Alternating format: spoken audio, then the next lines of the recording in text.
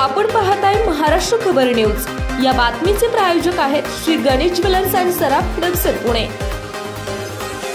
संघटित गुन्हेगारी मोडीत काढण्यासाठी पिंपरी चिंचवड पोलिसांनी पिंपरीतील पवार टोळीवर आणि निगडीतील जाधव टोळीवर महाराष्ट्र संघटित गुन्हेगारी नियंत्रण अधिनियमांतर्गत मोक्का कारवाई केली आहे। पिंपरी पोलिसांनी केलेल्या कारवाईमध्ये टोळी प्रमुख अविनाश राकेश पवार वय 28, संतोष उत्तम चौगुले, यश बाबू गरुड, निसार मोहम्मद शेख, रेणुका मारुती पवार, ज्ञानेश्वर उर्फ माऊली राजेंद्र पाटील, सर्व राहणार दत्तनगर चिंचवड, रंजना उत्तम चौगुले यांचा समावेश आहे। या टोळीवर 11 गुन्ह्यांची नोंद आहे। निगडी पोलिसांनी केलेल्या मोक्काच्या कारवाईमध्ये टोळी प्रमुख जितेंद्र आनंदा जाधव वय 23, आकाश उर्फ बबलू दत्ता मोरे, अमन समीर शेख, विधी संघर्षित बालक, सर्व राहणार ओटा स्कीम निगडी यांचा समावेश आहे। या टोळीवर 7 गुन्ह्यांची नोंद आहे। दोन्ही टोळक्यांतील सदस्यांनी स्वतःची संघटित टोळी तयार करून अवैध मार्गाने आर्थिक फायदा मिळवण्याच्या उद्देशाने तसेच स्वतःच्या गुन्हेगारी टोळीचे वर्चस्व आणि दहशत प्रस्थापित ठेवण्यासाठी हिंसाचाराचा वापर केला,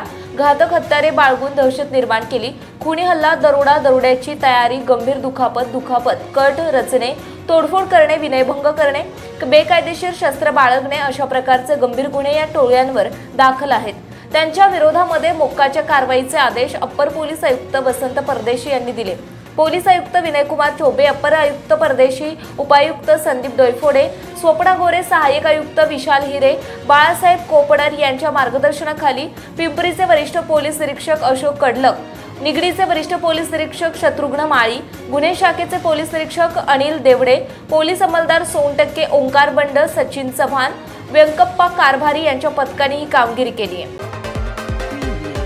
आपण पाहताय महाराष्ट्र खबर न्यूज। या बातमीचे प्रायोजक आहेत Shri Ganesh jewellers and Saraf production Pune.